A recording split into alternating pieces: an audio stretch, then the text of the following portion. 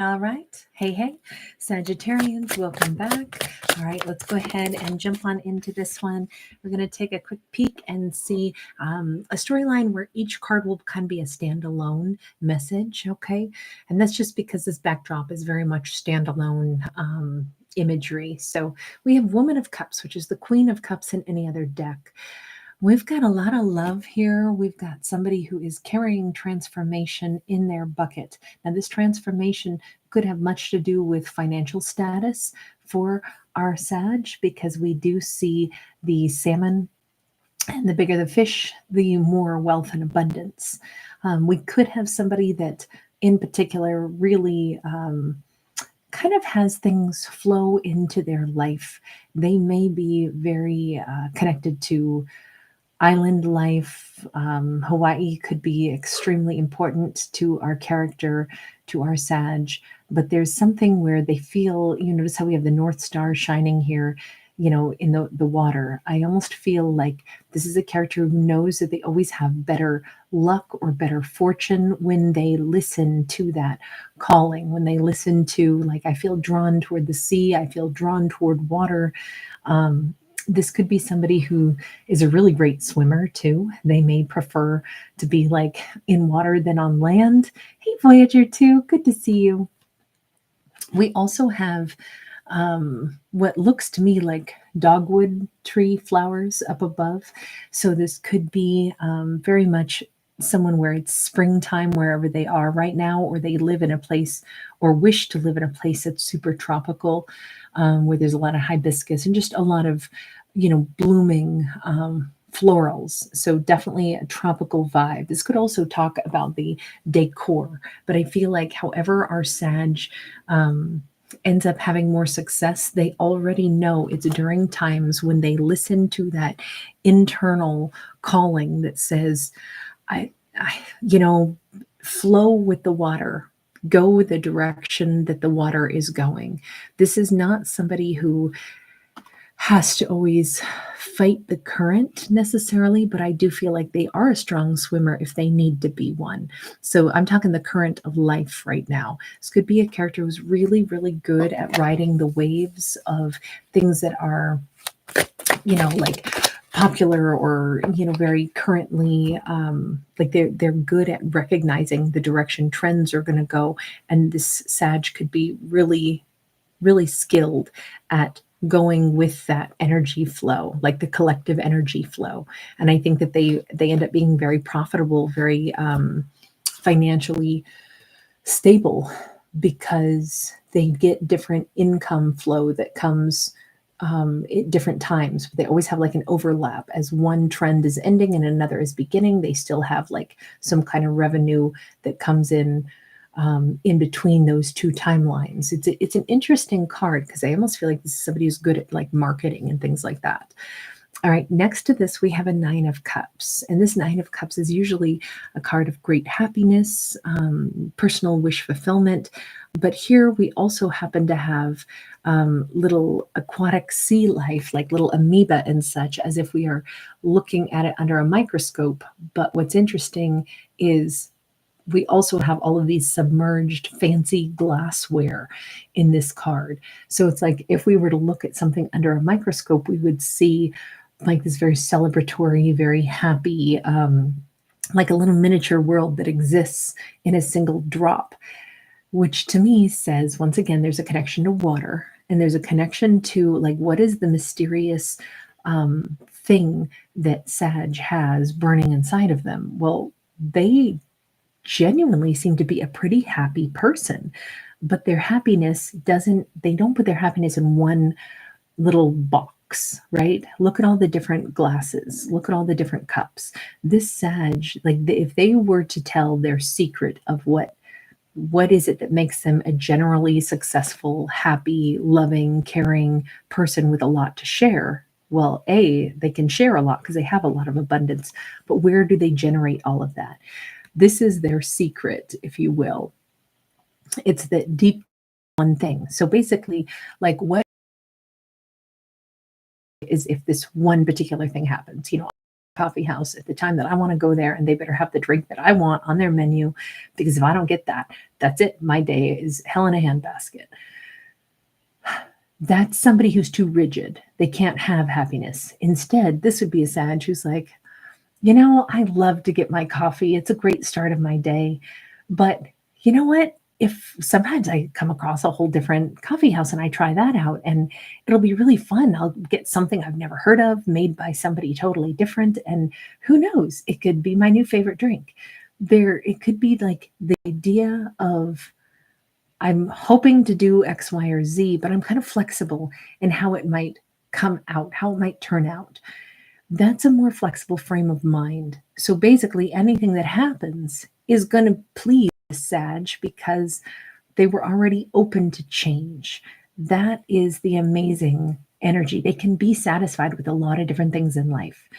It doesn't mean everything on earth makes them happy, but it does show that this is a character who knows there's a lot of different ways to be satisfied. It is not just one way, my way or the highway.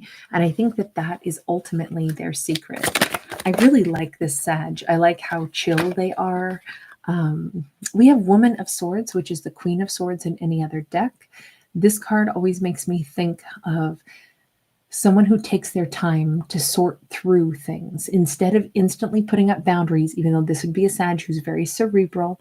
They do have a good grasp on what they like and what they don't like. But to come to the conclusion of where their boundaries are, they actually think of things are worth me bringing up and, putting in a memo and sending it out to everyone, or what things don't, when I really think long and hard about them, what things don't matter that much. They pick their battles really wisely. This is a Sag who is more concerned with investing in things that are going to create beautiful patterns in their life. And so a lot of unnecessary falderall just doesn't matter to this Sag. If it's going to take more time to have to stand there and, spout off about, these are my boundaries, you crossed them, this is what happened, blah, blah, blah. This Sag is probably like, they did cross my boundaries. I didn't like it. So let me just block them and be done with it. Doesn't matter. I don't need to discuss anymore. Onward. And I just think this character just doesn't have the time to over invest in things. They think about it deeply and say, how will this change the outcome of my life? Oh, not much at all? Well, then let's let it go. And so I think they can let go of a lot of little things, but they do think about how the little things can accrue into big things. So let me put it this way. This would be a Sag who can already tell if somebody trespasses in a lot of little ways. Like, I'll just use this as an example. If they realize that someone has stolen from them, they, depending on what the circumstances were, what the theft was, they will either say, well, they stole from me. It wasn't much. It wasn't very expensive, but I don't want them now in my life. They can't have the key to my house anymore. No, I won't be hanging out with them. That's it. They're not mad at the person. They don't think the person's evil, but they're like, yeah, but they pull stunts. I don't want to deal with drama. I don't tango with people that bring drama. And it's that simple. It's not, I don't have to go and scold them and make it a big thing. It's just like, nope, already done. Moving on. They've shown me who they are, and that's okay. Not mad, just not dealing with it.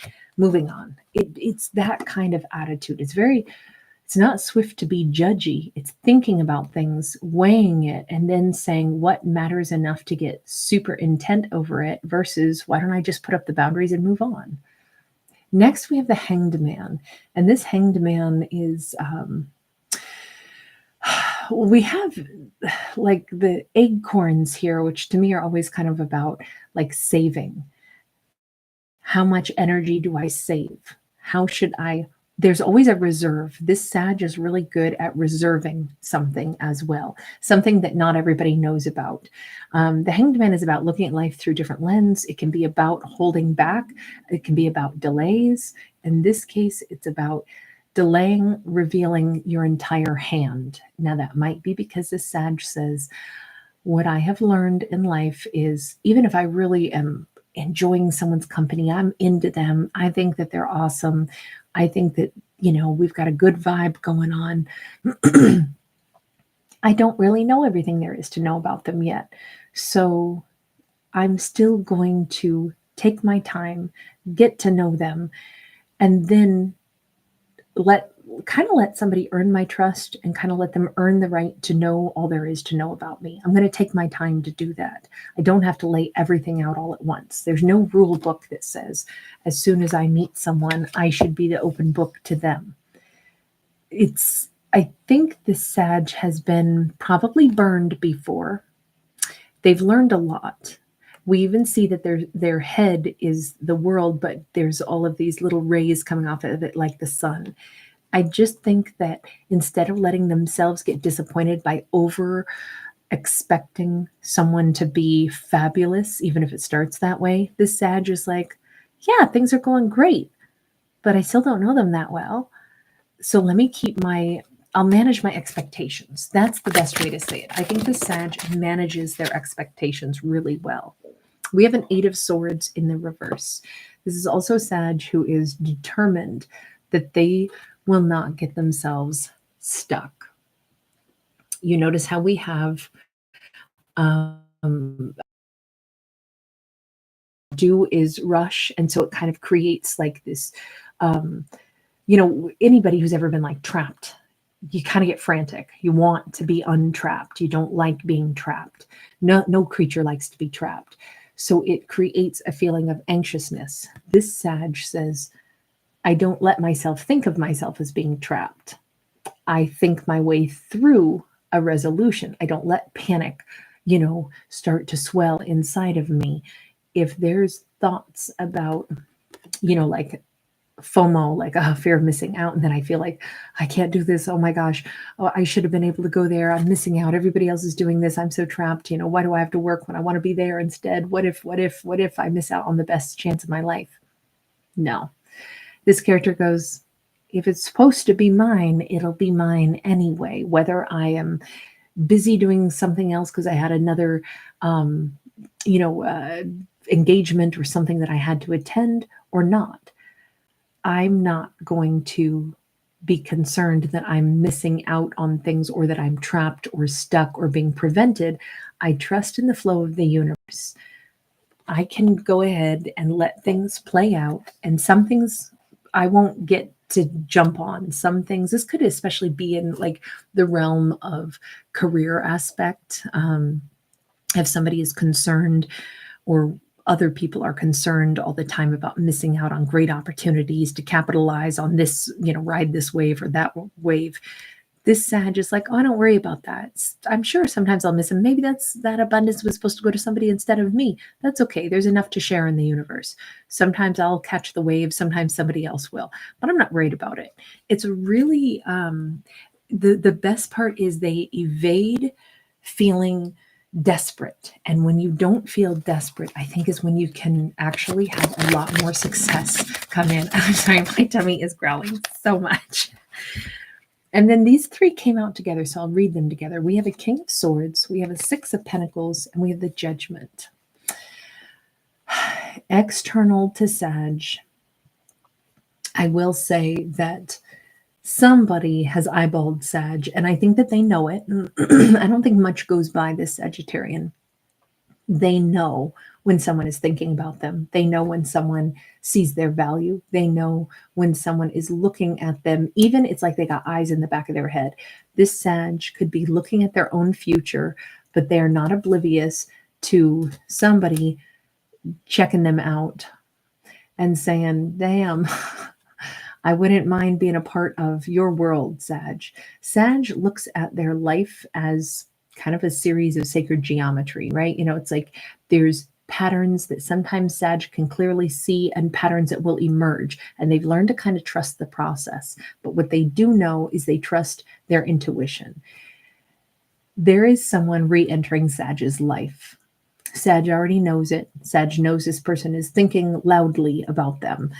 They can pick up on that, and they know that it's a matter of time before they will have to make a judgment call about whomever this king is. It's a King of Swords, could be a Libra, Gemini, Aquarius, could be a Scorpio though too. Doesn't matter. But the bottom line is Sag already knows that there's this energetic reconvergence that is about to occur, and they will have to decide, what place does this person fit into my life? They may want to connect with me. They may see it as a, like, we could be such a power couple together, or we could be so strong together. But do I see them fitting into the pattern of my life? There are patterns that continue to emerge. And if someone wasn't right for Sag before, but they are now, they could be playing an integral role in Saggy's life. And it's like, oh my gosh, I'm so grateful that they showed back up when they did. Sometimes people that we have already closed chapters with, and then a new chapter is written, they come in at a very precise time. And it turns out it's because they play a really big role in a meaningful moment in our lives. And I think Sag already is very aware of that. To me, I would say, even though my characters always have the right to say, no, thank you, I'm not interested, I will say, I think this Sag is more of the opinion of, if they come back in and if they weren't a heinous character that I wanted to block, then I already know they're coming back for a reason. So I'm going to accept their re-entrance into my life because there's something, some pattern or some experience I'm supposed to have with them. And I think this Sag just takes it in stride and says, yeah, well, the ex is back for a reason. This person is reemerging in my life because now is a time we're supposed to be a part of the same cosmic dance together. I don't know why, but I'll figure it out. But they're showing back up for a reason. This Sag is such a cool, like, mystic. They just kind of roll with it, and they're like, yeah, I think this one's just supposed to be, unless it's something super toxic and awful, in which case I think they'd have no problem using that Queen of Swords card that we saw to say, nope, not interested. They can be discerning, but they also are very much more open to the flow of the universe and the unknown, because they're like, I don't think anything happens for no reason. All right, you guys, I'm going to leave this one here. Thank you so much for hanging out with me. Really nice to see everybody. Take care, and I will see you in the next one. Bye.